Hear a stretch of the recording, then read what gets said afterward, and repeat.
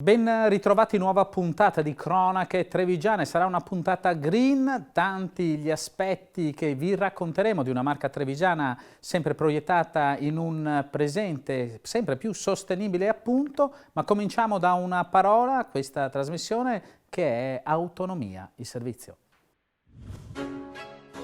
A 2 anni dal referendum che ha contato alle urne oltre 2 milioni di cittadini veneti, il presidente della regione del Veneto Luca Zaia sottolinea come il governo continua ad essere inadempiente nei confronti della proposta avanzata dalla regione. Una partita che adesso si gioca sulla prossima apertura dei tavoli di discussione, sui quali Zaia ha le idee chiare.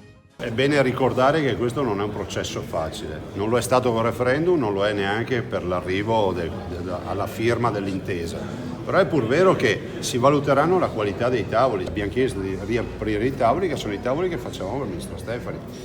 Capiremo l'impostazione che vuol dare il ministro a questi tavoli e alle trattative. Se i tavoli sono costruttivi e producono qualcosa, ha senso continuare a trattare. Se i tavoli sono una presa in giro, ma questo ce lo diranno i tecnici, allora ci fermeremo e cominceremo ad affrontare il tema sul piano del Consiglio regionale. Una bozza d'intesa presentata al governo che conta oggi 68 articoli, proposte che valutano una ad una le 19 materie in oggetto e mettono al primo posto la scuola. Una proposta per la quale Zaia anticipa già quelle che saranno le prossime mosse e sottolinea come si stia parlando del più grande cambiamento istituzionale dopo il 48. Il piano B è molto semplice, se il governo non vuole trattare, la Regione del Veneto continuerà sul piano della battaglia legale, quindi approveremo per singole materie dei progetti di legge che poi immagino il governo impugnerà e quindi andremo in Corte Costituzionale legge per legge. Stiamo parlando della più grande riforma istituzionale di questo Paese. Dopo la Costituzione repubblicana del 48 ci sarà una regione partita in solitaria, il Veneto, che ha dato vita a una grande riforma istituzionale di questo Paese. Si lascia il Medioevo e si va verso il Rinascimento.